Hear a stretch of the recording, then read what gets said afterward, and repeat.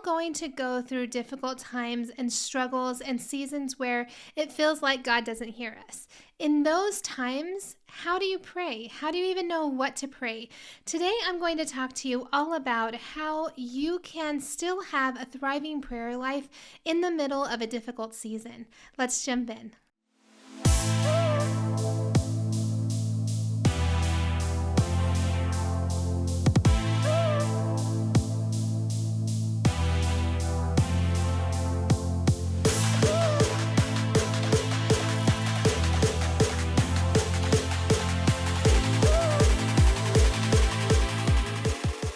Hey there, my lovely friends, and welcome back to The Renewed Mind. Thank you so much for being with me through this entire series that we've done on prayer.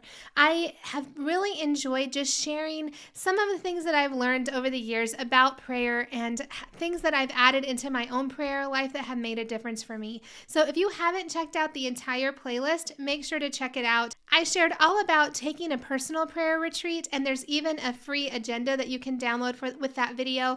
I've talked about how you can create a prayer room for yourself, and I showed you a tour of mine. Then I shared a little bit about adding meditation into your prayer life, and we also talked about if prayer even changes anything and how we can really pray in a way that changes things. Today I wanted to talk to you about praying when things are hard. And this is a topic that I actually was going to speak on something else for this last week, but I really went through some things personally this week and the last couple of weeks that have made me really want to share with you guys about praying through hard times. So prayer is something that we do because it connects us with the Lord. It's something that we're called to do, we're commanded to do, to pray and communicate with Him. It's a way that He's made for us to go to Him, and it's really a blessing in my life. I don't know how some people make it without the Lord. I don't know, because for me, I would be on the ground every day without Him. And not that my life is so hard or anything like that, but I just lean on the Lord so much throughout my day, through the good times and the bad times. And this is a relationship that takes time to cultivate. And so if you are brand new to really experiencing powerful prayer time in your life, then I really want to recommend that you download the Power of Prayer workbook that I have on my site. You can go to ashleyvarner.com/prayer to download that. It's completely free. And I'll also leave a link in the description for you guys if you want to check that out. But what it does is it breaks down how to have a powerful prayer life. And the reason why I'm sharing this on the channel and on a channel that's really dedicated to mindset and everything is because your prayer life will directly impact your thinking and your emotions. And your emotions impact your actions. And so as we are going through hard times, it can be hard to change our mindset. You can go to the Lord and pray, and it feels like maybe He doesn't hear you, or maybe you don't even know what to pray. And as you are going through hard seasons, I want to encourage you that God always stays the same. And so as you are going to Him, feel free to share your entire heart with the Lord whenever you're going through a hard time, because He already knows what you're thinking. He already knows how you're feeling. And so if you use that emotion to run to God, it's going to make a difference. See, the enemy really wants hard times and hard struggles to push you away from the Lord. He wants you to see this pain as being caused by the Lord, and then He wants it to push you away from the Lord. But if we can see the heartache and the hard times that we go through as a way for us to lean into the Lord, that is what I believe negative emotions are meant to do. Sometimes Christians view negative emotions as something to avoid, something to really stay away from, and to always be happy, always to be joyful, always to feel peace. But I'm kind of in a different camp about that. I believe that negative emotions have a way of teaching us about the Lord in ways that positive emotions don't. And so whenever you are struggling with something that's really hard, you can go to the Lord and say, God, I don't understand what's happening. I don't understand why this situation is happening to me. It hurts. Sometimes I just tell the Lord, Lord, this hurts. It physically hurts me.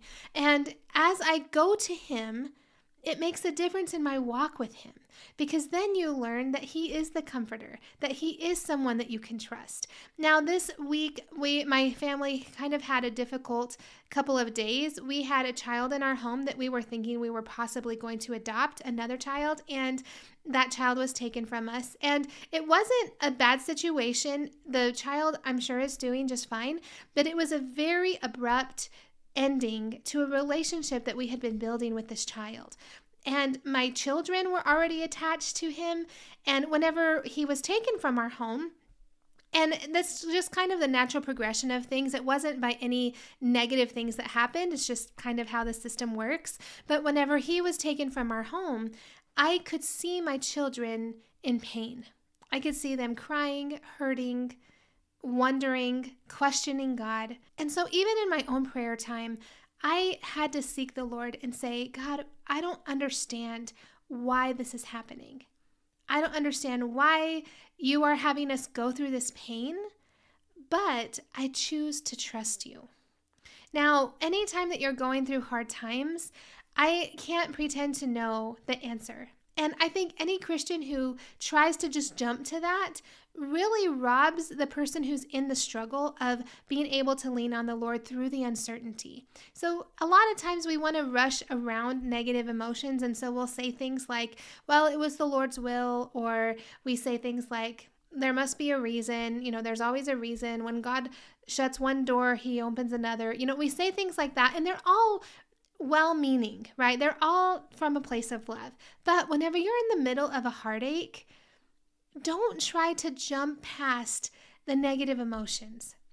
Learn to experience the negative emotion and then give it to the Lord. There's a reason why Jesus talks over and over, and he's saying, come to me, you who are weary. Come to me, you who have heavy burdens, and I will give you rest. Negative emotions can and should drive us to the Lord.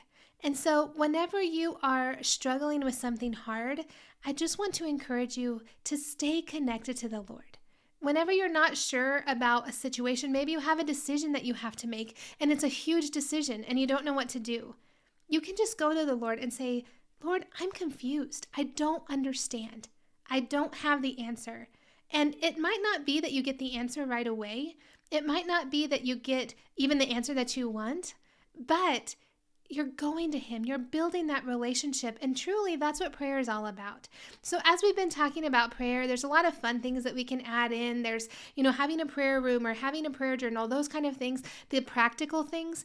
But at the end of the day, prayer is all about building and solidifying our relationship with the Lord. And so whenever you're going through a hard time, realize that negative emotion that you feel, one, realize that it is just a physical sensation in your body that you can experience. And then two, realize that God is allowing that negative emotion into your life so that you can lean on him. Now, I'm not saying that he causes bad things to happen, but I am saying that during those hard times, he has created a way for you to go to him. Oftentimes, I hear people quote scripture and they say, God won't give you more than you can handle.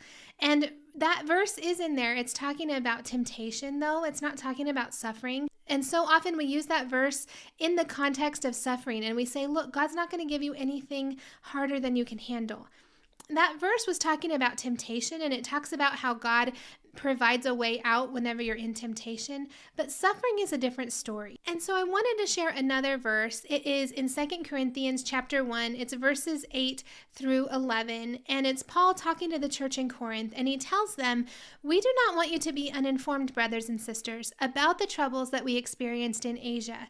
We were under great pressure, far beyond our ability to endure, so that we despaired of life itself. Indeed, we felt we had received the sentence of death.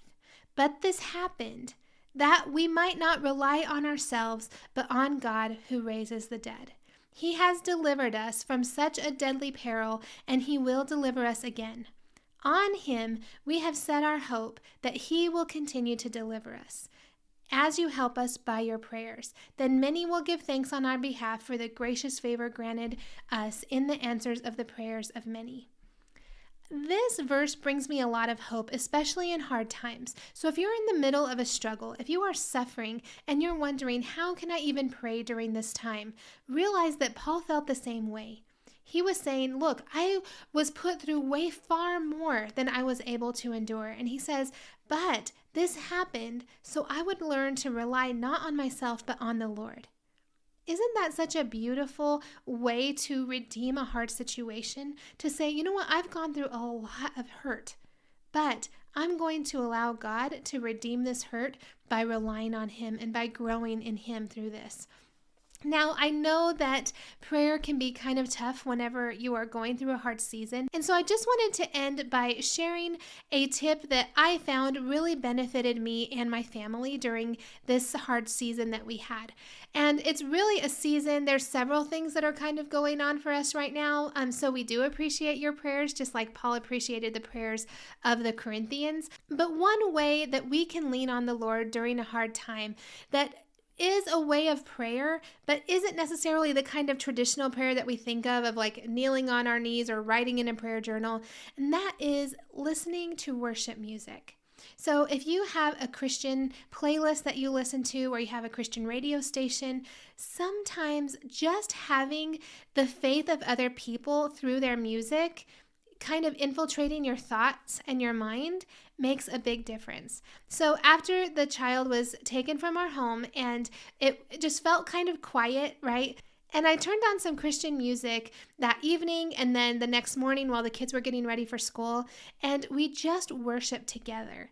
And there's a song that really spoke to my heart during this time. It's by Sanctus Real, and I'll find a music video and leave it in the description for you. But this song really touched me. It's called My God Is Still the Same. And it reminded me that whenever we base our thoughts, whenever we're basing the place where we are putting our faith, the place that we're putting our hope, if we try to base it on the things that we've done or the circumstances around us, we're never going to have a positive mindset. We're never going to have confidence. But if we base our confidence, if we base our emotions on the truth of who God is, that's something that never changes. God never changes. And so as you go through hard times, I realized, and maybe it's something I've always known, but it was just something that stuck deep into my heart during this time. I just realized that the God that I was praising the day before the child was taken from our home is the same God that I'm praising now after the fact. He's the same. He hasn't changed. And some of the verses in that song really stuck out to me. The very first line of this song by Sanctus Real says, "Just ask the waves if they are stilled at the mention of his name. They'll say, my God is still the same." And it says, "Ask the walls if they still fall at the mighty sound of praise, and they'll say, my God is still the same." Then the chorus of this says, "When did he break his promise? When did his kindness fail?" It says, "Never has, never will. My God is still the same." And I love that quote because when I was going through a difficult time and I couldn't really think of the words to say because it wasn't just my pain that I was dealing with, but I was thinking about the pain of my children and the pain they were going through, having to sever this relationship that they had been building. And I kept thinking, I need to rely on the faith of other people, right? Because I can't feel it right now. Now, these were all things I knew were true. These were all things that I believe in my heart. But whenever you're in the middle of a hard time, it's hard to recall those back. And so if you are struggling, make sure to tap into the power of worship. Make sure to find worship music that you can listen to that's going to encourage you and lift you up. And like I said, I would definitely recommend this song if you're in a hard time, because what it does is it reminds you that your circumstance doesn't matter. Your circumstance doesn't change the fact that God is always the same. And so if you're going through a hard time and you're trying to figure out, how am I supposed to pray through this? How am I supposed to grow from this? And especially when you're in the middle of the pain, right? make sure that you're going and filling your mind with the truth of God's word through worship music. That is one huge tip that I have for you. It's one that we've been leaning on this whole week. Anytime that we find ourselves really struggling with the circumstances, we change our thinking to that of knowing that God is faithful and that his promises are never going to fail us. It's not that the circumstance has changed. It's that our thoughts about the circumstance haven't changed. And so please remember that, my friends. If you are going through a difficult time, I would definitely recommend that you check that song out. I'll maybe leave a couple other ones that I have really benefited from these last couple of days.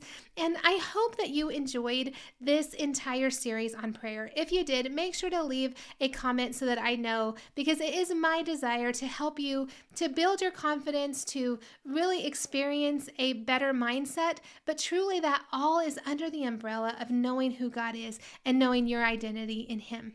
All right, that is all I have for you guys this week. I will see you next time.